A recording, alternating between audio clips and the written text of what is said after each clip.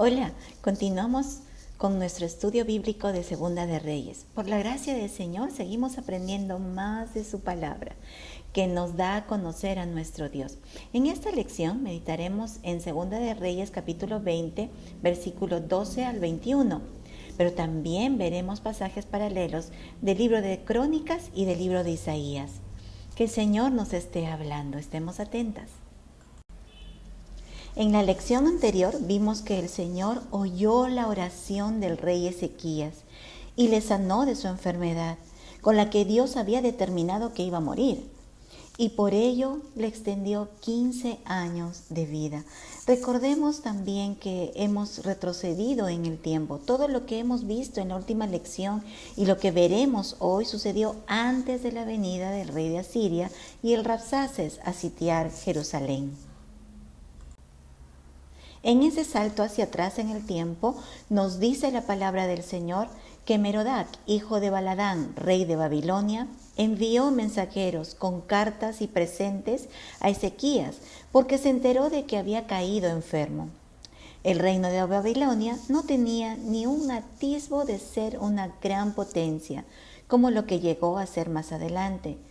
En los tiempos de Ezequías era un reino menor y su interés de trato con Jerusalén era con la intención de unir fuerzas para resistir a Asiria, que en ese momento era una potencia, era un imperio en extensión.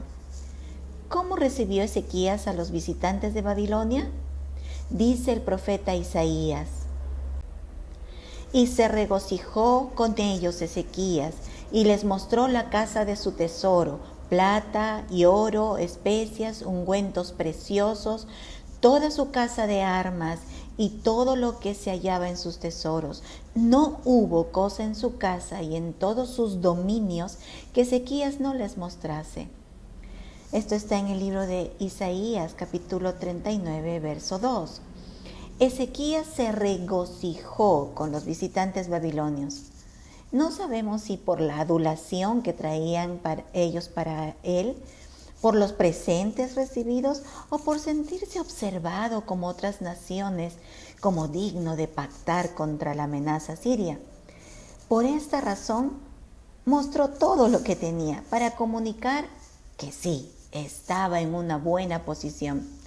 Lo que Ezequías no sabía es que el Señor lo estaba observando y tenía un propósito para dejarle hacer estas cosas. ¿Cuál era ese propósito?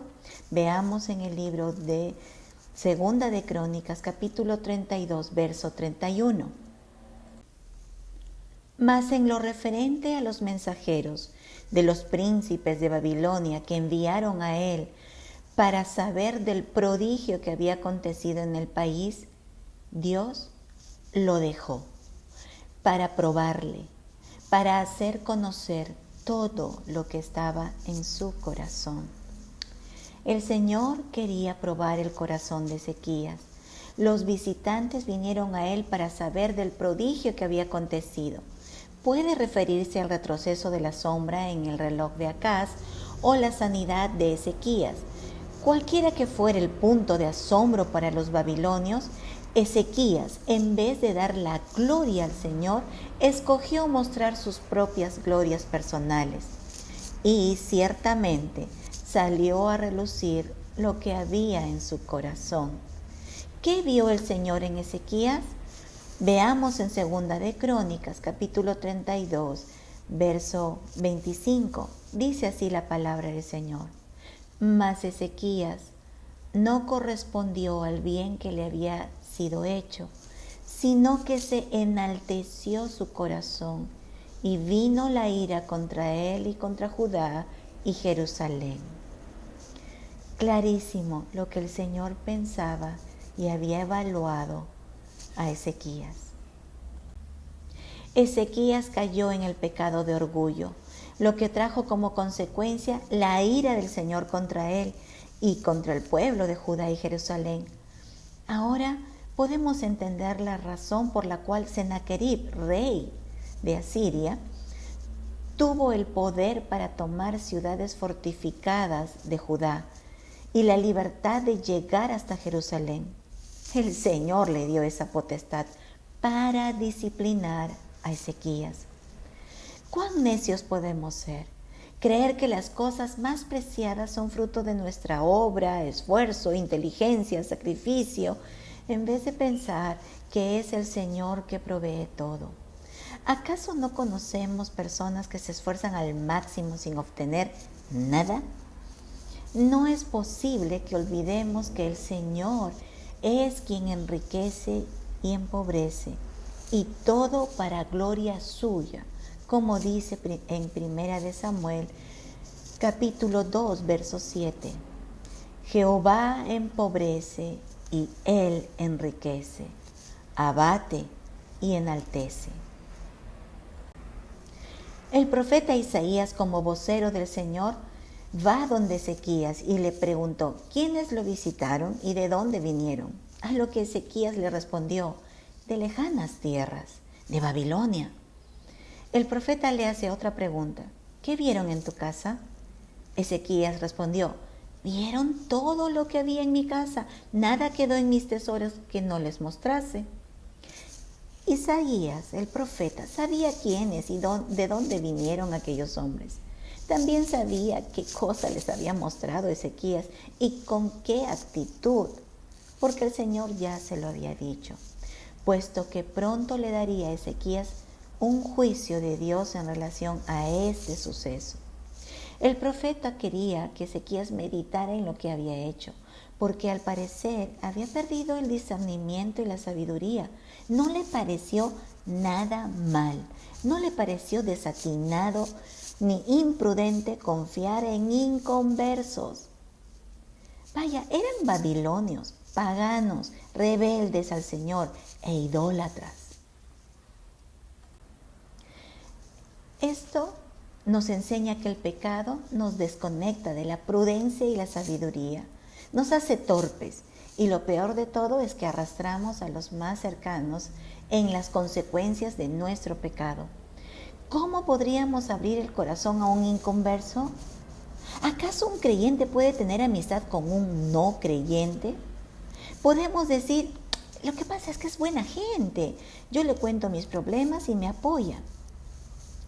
Hermanas, si hasta para escoger una amistad en el contexto cristiano debemos ser prudentes, ¿cuánto más debemos descartar la confianza en un inconverso? ¿Qué puede decirte o aconsejarte un no creyente? ¿Cómo podemos aceptar que tus hijos tengan, y lo digo entre comillas, mejores amigos a no creyentes? ¿Qué buena influencia puedes esperar de ellos?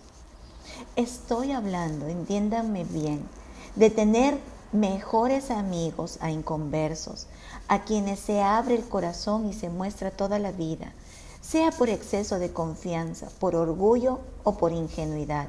Esto no va a terminar bien. Quiero abrir un paréntesis en esta exposición. Si alguien te escoge a ti como una amiga, no defraudes. No uses la información que se te ha dado en confianza para ser desleal. Un amigo es más unido que un hermano. La amistad en Cristo trae un peso muy grande sobre los hombros. En el Evangelio de Juan, capítulo 15, verso 13, dice que nadie tiene mayor amor que este, que uno ponga su vida por sus amigos. Así de grande es la responsabilidad de llamar o dejarse llamar amiga. No seamos simples y descuidadas en llamar como los mundanos hacen. Amiga por aquí, amiga por allá, amiguis, amiguita, etc. Cuando no estamos dispuestos a ser leales. No estoy hablando de ocultar pecados y callarlos. No, eso no es lealtad. Ser leales significa dar la vida por el bienestar y salud espiritual de tu amiga. Incluso tener que hablar y reprender cuando tu amiga está en peligro de caer en pecado o está viviendo en pecado. Aunque esto signifique una ruptura, porque en primer lugar nos debemos a Cristo y a su palabra. Meditemos en el significado escritural de la palabra amistad y quiénes somos ante el peso de esta palabra. Cierro paréntesis. Ante la actitud y hechos de Ezequías, dice la palabra del Señor, que le dio una profecía sobre todo aquello que de lo que se enorgulleció. Y todo esto no iba a quedar nada. Y serían los babilonios que se lo llevarían. Además, que tomarán de su descendencia y serán eunucos en palacio del rey de Babilonia. ¡Qué duras palabras! Ahora, debemos pensar correctamente. Este juicio no solo fue por causa del pecado de Ezequías, sino de todos los que vendrían después de él, apartándose de los caminos del Señor. ¿Cómo responde Ezequías a la profecía dada por el profeta Isaías? Dijo que la palabra del Señor era buena y que al menos habrá paz y seguridad en sus días de reinado. ¿Qué clase de respuesta es esta ante el juicio de Dios? Bueno, podemos pensar dos cosas. Lo primero es que Ezequías estaba obnubilado por su pecado y dijo una barbaridad, porque sabemos que el pecado embrutece. Bueno, esa es la primera postura que podemos interpretar de esta frase que parece tan desafortunada de Ezequías ante la profecía de Dios de juicio. O, en segundo lugar, podemos pensar que dijo esto pensando en sus hijos, que estos debían tener una relación con el Señor si es que deseaban ser librados del juicio. Y quizá allí comprendió que debía arrepentirse y volverse al Señor. No lo sabremos. En la eternidad quizás sí, preguntándole al Señor o al propio Ezequías. Esta es una pregunta para el cielo, ciertamente. Porque tal como la leemos, pareciera que a Ezequías no le importara el futuro sufrimiento de sus hijos.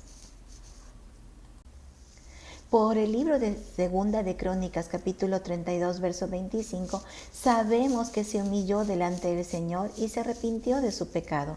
Y por eso el Señor lo libró de Sennacherib, como lo vimos en lecciones pasadas. Y después de que pasaran los 15 años de extensión de vida que el Señor le concedió, murió.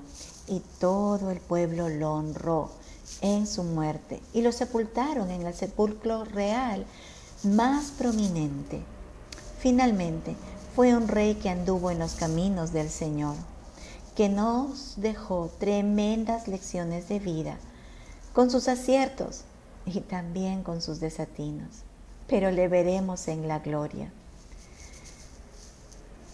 Que el Señor nos ayude a poder discernir en todo tiempo y a depender de la gracia del Señor para conducirnos cada día. Nos vemos en la próxima lección. El Señor les bendiga.